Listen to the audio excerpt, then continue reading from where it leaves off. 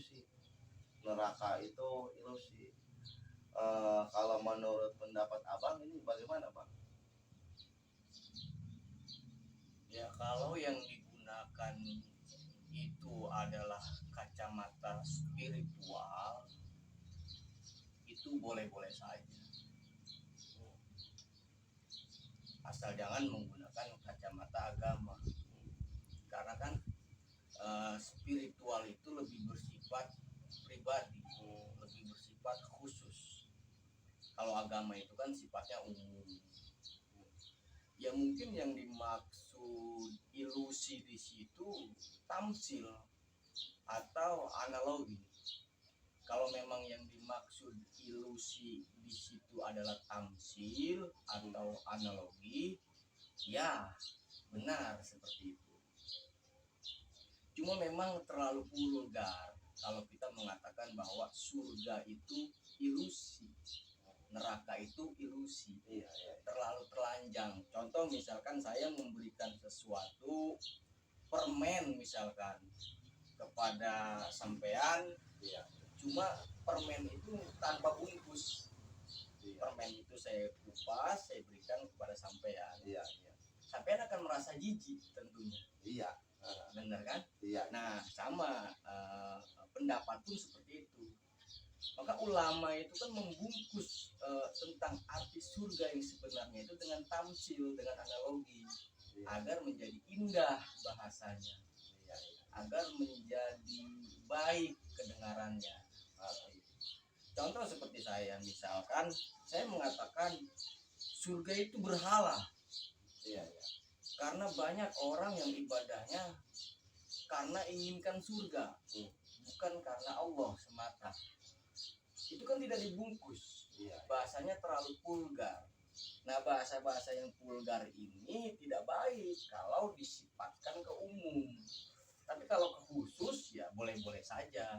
Seperti misalkan seorang mursyid kepada saliknya berkata seperti itu, ya sah-sah saja.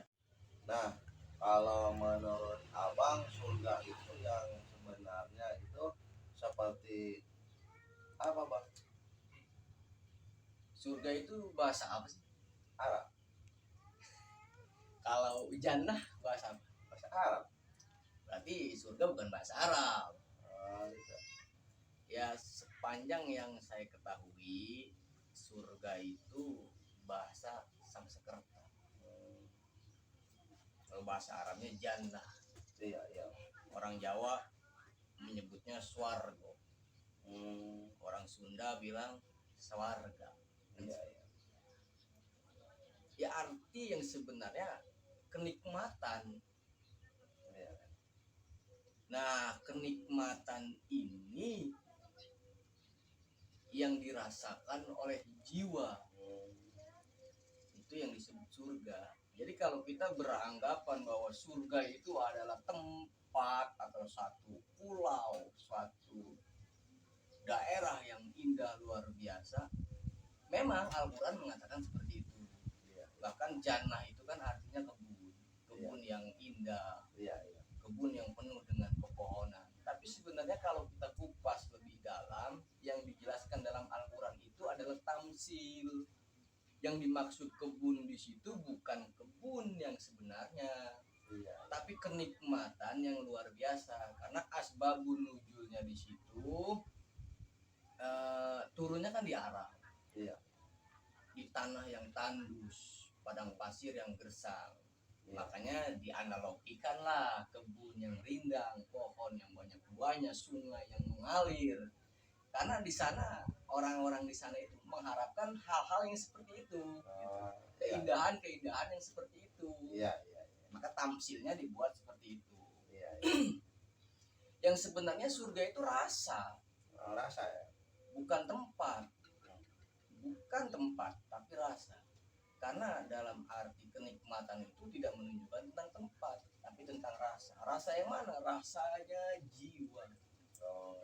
Nah, menurut pandangan abang yang Weldo itu bagaimana bang? Abang sudah melihat YouTube-nya belum? sudah tadi sempat nonton juga beberapa bahasan beliau.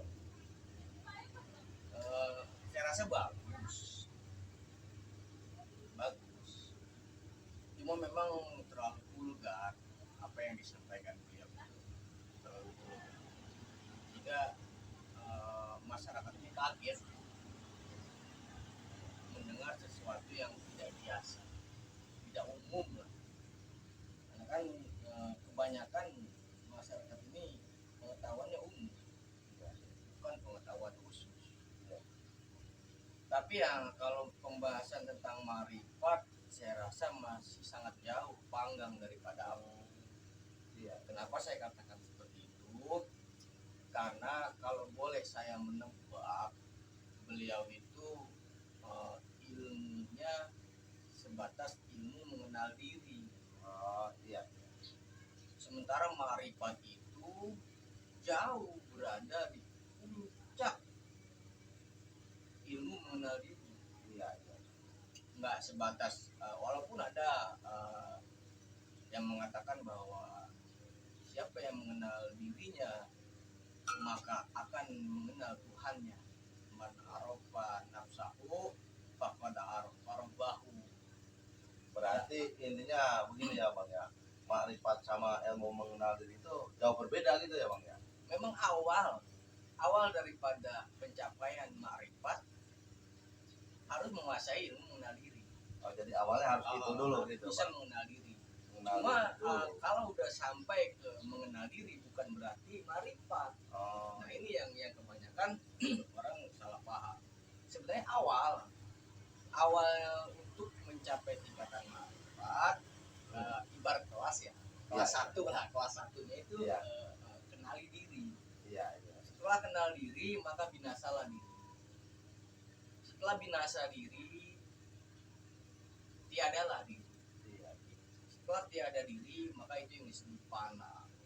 Di balik pana masih ada pananya lagi. Iya. Nah di situ baru kita merasakan yang namanya marifat. Marifat yang sebenar-benarnya ya bukan marifat berdasarkan ilmu, Iya, iya. bukan marifat berdasarkan riwayat orang, riwayat Imam A, Imam B, Imam C, Iya. tapi marifat berdasarkan riwayat diri kita sendiri, riwayat spiritual kita sendiri. Iya. Bukan hanya sekedar paham tentang diri terus kita marifat gitu. Itu masih jauh. Perjalanan masih jauh. Iya, iya. Bukan cuma sebatas mengenal diri langsung mengenal Allah, tidak. Iya, iya. Mengenal diri itu awal perjalanan kita untuk sampai kepada makrifat. Iya. Saya rasa kalau untuk pembahasan makrifat yang weldo ini belum sampai. Kelihatannya seperti sampai gitu. Mungkin orang-orang yang usul mungkin bahasa Islamnya usul itu sampai kepada Allah. Orang-orang yang usul sepintas melihat yang weldo ini sampai. Oh, iya. Padahal belum Gitu. belum sampai. Kenapa saya katakan belum sampai? Karena memang pembahasannya hanya sebatas ilmu mengenal diri. Nah itu ilmu dasar sebenarnya dalam pelajaran ilmu marifat. Dasar sekali, sangat dasar. Cuma memang kalau umum mungkin terlihat seperti puncak ya. Puncak Iya, sebuah iya. keilmuan itu ilmu mengenal diri itu puncak gitu. Padahal Iya, itu iya. dasar. Dan mengenal Allah itu bukan sebatas itu. Iya, iya. Mengenal Allah itu sampai kepada zatnya, Iya. zat Allah. Saya rasa seperti itu. Bang, begini Bang. Itu kan tadi baru bicara tentang ada makrifat. Itu sejauh mana yang sebenarnya itu kalau makrifat itu? Marifat itu tanpa batas sebenarnya. Marifat itu perjalanan yang tidak punya finish, perjalanan yang tidak ada selesainya. Iya. Itu marifat.